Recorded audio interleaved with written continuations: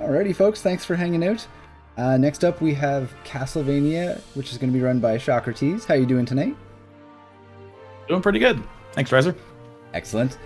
Uh, Thanks for participating as well. Congrats to Music Box for the great Castlevania 64 run. I'm super excited for this. You've got a co-commentator as well, so I will basically pass it off to you guys. I will let you get this kicked off. Good luck and have fun with your run. Thank you very much. Yes, I am Socrates. I'll be showcasing Castlevania 1 any percent tonight, and with me in the booth is my associate, Kid Charlemagne Returns. How you doing tonight, Kid? I'm doing well. How about you, Chakra? Are you ready for this? Ready as I'll ever be. All right, so We're going to go ahead and start out the game. Timing will... How about you, Chakra? Are you ready for this?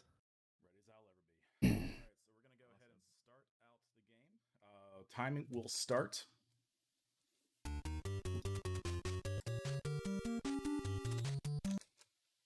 Oh, there's Chakra. Sorry about that. Had a little bit of misstep there. But I'll go ahead and start the game now. Timing will start as soon as I gain control of Simon. I'm not seeing your stream, just as an FYI there, Chakra. I'm not sure if you're still sharing. There you go. Time now. Now I am. All right. Cool. So Chakra's going to start off, and he's going to try and show off actually a new watch, early watch drop. I think thought up by K-Mac here by whipping this first candle and then getting that whip upgrade. Unfortunately, didn't get it, but still has some opportunity here to get an early watch. If folks haven't seen this game before, the objective that you really want to come out of stage one, which is at the end is at this first door, is with an early watch. So he didn't get it, so we'll have to force a backup watch in the beginning of stage 2. Yeah, and those watches are actually frame perfect. You have to whip those little zombies on the right frame of the frame roll. Luckily on this screen he can stand on a pixel, and actually he just he hit those 16 frames twice there if you saw. So the first one, the bat collides with him and he gets the watch. The second one, he boosted off that bat and grabbed or dropped the holy water, which is actually moving this item table that's going around in the background. So this is important for him to keep track of. Next we'll see the back crit, hopefully. There we go. Like a boss, just one hit kill on the first level's boss. So, another frame perfect, so that was at least one frame perfect trick there in level 1, which is pretty awesome. Yeah, 1 out of 3, not bad. Not bad. Level 2, and I know Chakra actually describes it this way, is sort of comfy, but there's a lot of optimization in the movement here, particularly like getting off these stairs correctly, not jumping into the pit, which I'm really great at right there, catching what is the frame rule. So if everybody's familiar with the common term there for like Super Mario 1, this game also has frame rules. You can tell if you've caught it via that door. And even this jumping up and whipping these candles is an optimization, trying to get 6 hearts. Instead of stopping, there is a big heart in one of those candles, but every time you stop, you're losing time. There's an optimal boost. There's actually a different boost you can do to try and save an earlier frame rule here, but going for the safer boost, which is the way to go on that for sure, because you can rip a run pretty easily with that other one. He'll get up the holy water, whip all these candles, trying to reduce lag, and then boost off of this bat, and then drop a holy water on that statue, which counts for kind of like 10 enemy hits, which actually this next candle should give him a multiplier, which he needs for this boss fight. Oh, that's not good. And also just dropped, trying to manipulate the item table. He did. Unfortunately, he grabbed what he was just trying to get to drop. So backup fight here with the cross against Medusa, which is kind of the older strategies.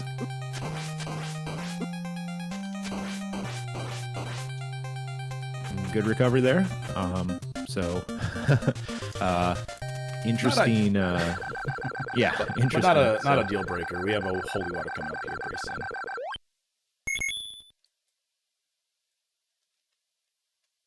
And everybody probably is aware, level 3 is where this run kind of takes a turn for very complicated. Shocker will grab that backup holy water there. And then he's going for this boost. This boost is actually a lot tougher than it looks. Performs it perfectly. Awesome. Forgot I didn't have a double. And then this screen is particularly tough because there's 2 different mummy patterns. Shocker's going to do the clunk strat, which gives him a predictable pattern, which is definitely the marathon race smart way to go about that, as opposed to PB style, which you would just sort of kind of try and react to the 2 skeleton patterns and the 3 bird patterns. He whips that candle right there to manipulate this skeleton to jump down instead of hanging out up there and messing with him, which is always a good thing. And then we'll see if we can manip a drop here. He gets it, perfect. So that allows him to move through the screen a lot faster. And then we'll see if Shocker... Yeah, Shocker's going to go for God Bridge. So going to manip at least 2 more drops here. These are pretty tough to do. And we got 1. Missed the potion. Ooh, took a knockback. Recover there. Oh, and got the got a random drop. So anybody who watches this or has attempted to speedrun it, you'll know that you want to at least see 1 potion during level 3.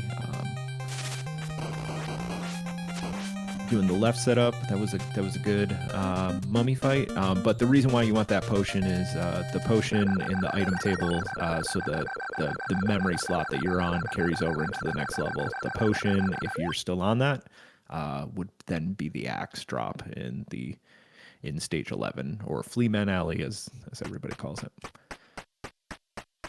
So stage 10, I think we'll see hopefully a cave skip here. So a 3 whip buffer set up there.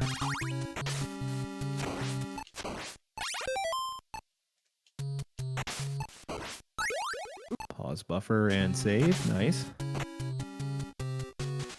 So anybody who doesn't know what's going on there, you're watching that fish man as he jumps up, and that's where your stopping time. So Shocker's able to kind of read that and react in real time.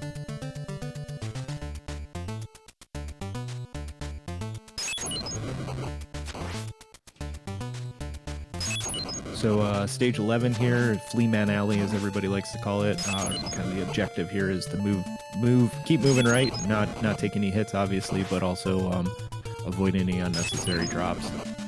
Shocker does that perfectly. So I'm using short whip here instead of the preferred long whip. Can you tell us a little bit why that's significant, KCR? Yeah, so short whip, I think where you're going with this is the whip upgrade animation, I think is what you're what you're referring to there is actually a time save as well, correct? Is why you're going after that.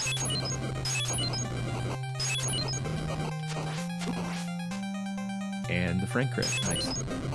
Yeah. It is a time optimization, but also the short whip strat for that screen actually is a bit more consistent in saving drops. Fleamen are a bit unpredictable when it comes to drops, depending on what frame you kill them on. Short whip lets me control that a little bit more. Yeah, and you'll see. Let's see if Chakra gets this. This is a newer boost here called the shimmy. So you'll see that he's basically getting, and he got it. Basically stopping and pausing to manipulate how that Fleaman jumps, so he can then get him over there quicker to then boost off of him. Got a fast bone as well. That's awesome. So far we are optimal stage 13 here. There is a scroll glitch in 13, but I don't believe Chakra's going for it because we passed it, I think. Yeah, but we will hopefully see a scroll glitch in 14. So folks who are unaware, there was some pretty new, well, it's been known in the task world for a while, but it was not RTA viable up until, I think, a month ago now. About a month, yeah. Some new tech found, and if you've noticed that there's a huge gap between first and second right now in the leaderboard for any percent, That's partially due to this new scroll glitch, which saves a bunch of time. Well, a bunch of these. So see if he gets the setup here. Missed the first try. We'll try again.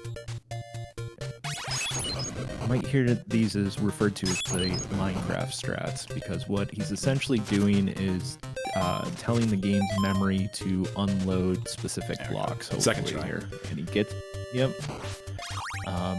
So now this is essentially the door to 15 much earlier, which is kind of crazy to say the least. If you're familiar with this level in this game, this is you're breaking this game at this point pretty well. So it's awesome.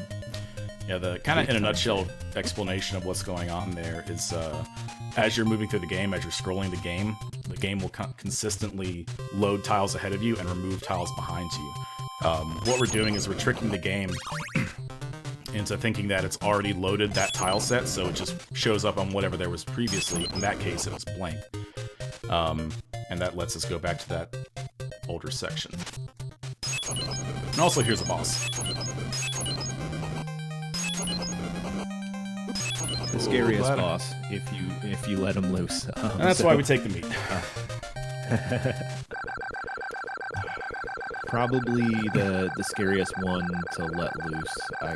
It's the only one you really let loose, I guess, even thinking about it. But that's the scary one for sure. Yeah, for the scroll glitch, I can't actually remember the individual who found the glitch technically, but shoutouts to Scrimpa and Challenger, who developed the Taz that really showed us what that can do.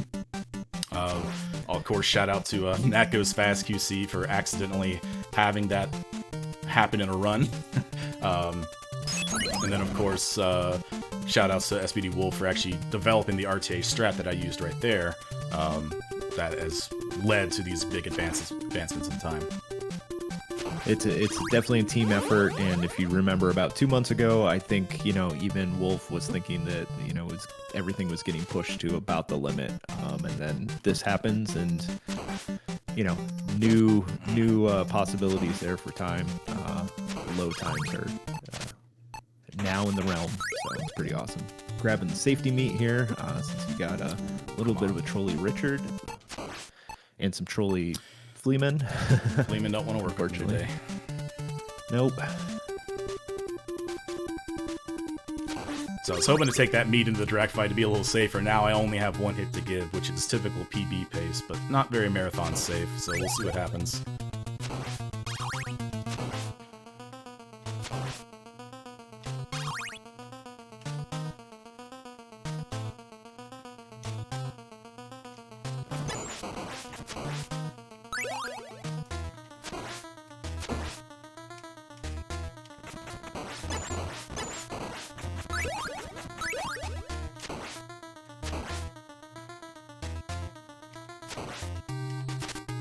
Great first form fight. Oh no, too close. So that low fireball pattern that Chakra got, there is a way to pause buffer it, and you need to pause buffer that for exactly, I believe it's 10 frames. There are a few runners who seem to be able to do it consistently. I myself have attempted many times to try and learn that. So far, no luck. And so I generally do what Chakra does as well, which is I fall back to a 3-cycle setup with the low fireball. But if you get the high fireball pattern, then it's kind of the normal 2-cycle setup. This fireball pattern.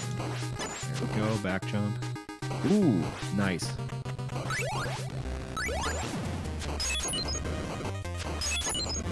Just 1, 2, 3. Nice. And what Chakra just did there was the Tyson whip, which is also new. Yeah, sorry. Also some new tech. Also SBD Wolf, I think. Which is what is that? 2 frame perfect whips. Basically a whip on the way up and a whip on the way down. Yeah, they're frame perfect whips. And if you get at least 3 frame perfect whips, you can save time with the machine gun strat. So it's very difficult, but worth it to go for if you can. But yeah, that was Castlevania 1, any percent. Thank you very much, Kid CastleMAYnia Returns, for taking care of the talking. Yeah, no worries. That felt really fast. Yeah. How did that go? Hopefully it went okay. But Yeah. a few quick shout outs. Thanks again to Kid Charlemagne Returns for handling the commentary for this run. Thank you to the Castlevania community for all you've done to help me get learn this run. And this run is has no shortage of really great runners, and I'm very humbled to be able to showcase it for you guys today. And also, of course, big thank you to Strizer for putting this event on. It's been a blast watching it, and I'm very thrilled to have been able to participate.